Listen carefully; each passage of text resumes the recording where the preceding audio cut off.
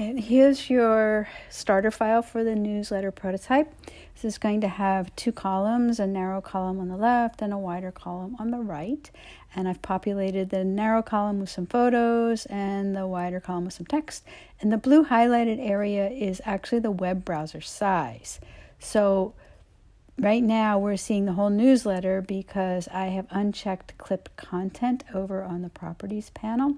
When you have that checked, you'll only see what fits inside the actual desktop browser window size, right? So this bottom part is going to scroll up when we are interacting with our prototype.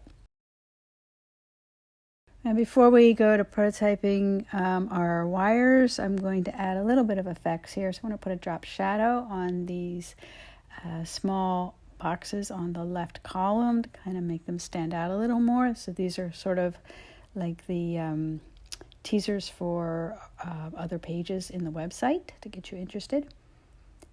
So we're just going to add a drop shadow to each one and give it a little more dimension.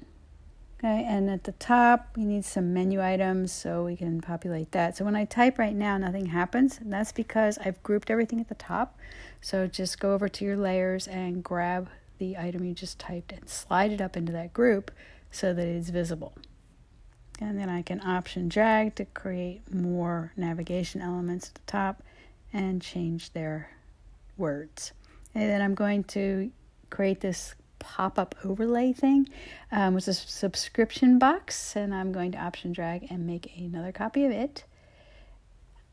This is going to be my thank you message, and we'll take the text in the buttons and the email entry form and select those and delete them, and then we're going to type thank you.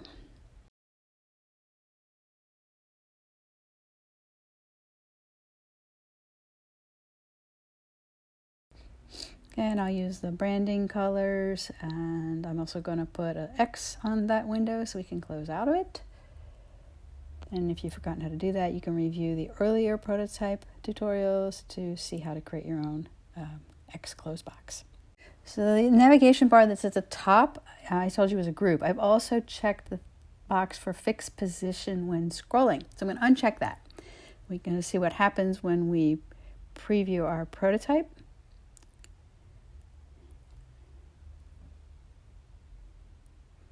And now when I scroll, the navigation bar goes up and away. So I actually want it to stay there, and I want the page to kind of scroll underneath it. So we're going to go back to design, make sure the navigation group at the top of the page is selected, and then check the fixed position when scrolling. I'll go back and take a look at this in our play mode. And now when I scroll, the navigation elements stay there and the page kind of scrolls under them. And then we're going to go back to prototype and finish up our wires. So I need to connect the word subscribe over to the subscribe pop-up. And I'm going to pop this open and choose open overlay. Centered is fine, but I want to uncheck close when clicking outside because I want it to stay on the screen and be persistent. Okay, then I'm going to also wire the sign up button to the thank you message. And I'm going to pick open overlay, and I'm also going to uncheck close when clicking outside. Okay, then I'm going to select the name of this pop-up screen and then wire the screen back to the original page, and this time I'm going to use after delay.